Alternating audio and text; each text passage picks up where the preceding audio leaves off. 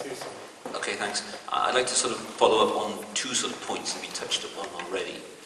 One was a point about the number of full-time jobs that were going to be created on the site.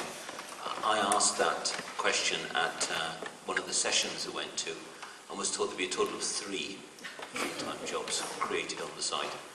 And I'm sort of therefore asking the council as a landlord whether it's appropriate to lease that plot of land, if you are going to lease it to some form of commercial operation, whether you not be better off holding back and leasing it to some alternative commercial operation that would create local jobs for local people and make a contribution to the problems we all know with our infrastructure.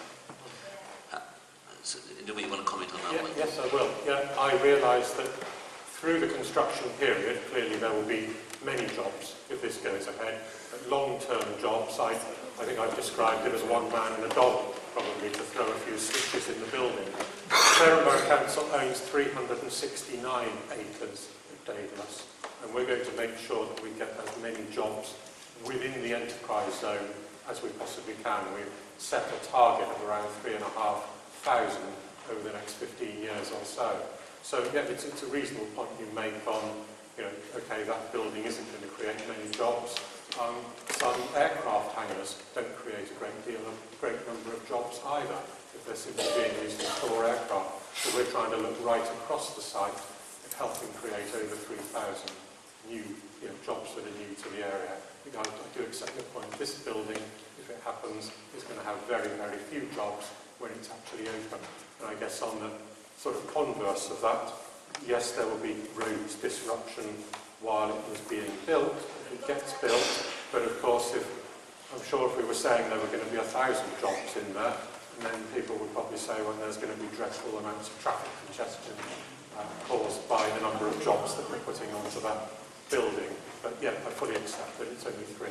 Did you have and the second point was trying to get a better handle on the actual potential financial benefit to the area.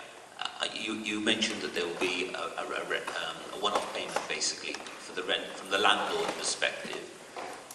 Is there not also going to be some form of commercial rate that the national that the company will be paying as a revenue stream into the borough?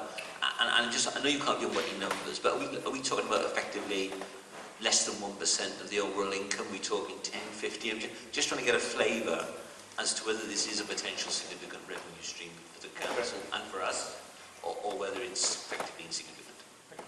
The building, the owners of the building will need to pay business rates, yes. Business rates are currently collected by the council and they are sent to George Osborne. And then we get back some proportion of them, whatever the government sees fit. In time, we may get to keep all the business rates which are collected locally, and we would lose all other sources of income from the government. So it's probably swings and roundabouts, but at the moment, no, we wouldn't actually get to, we collect them, but then we send them off to central government.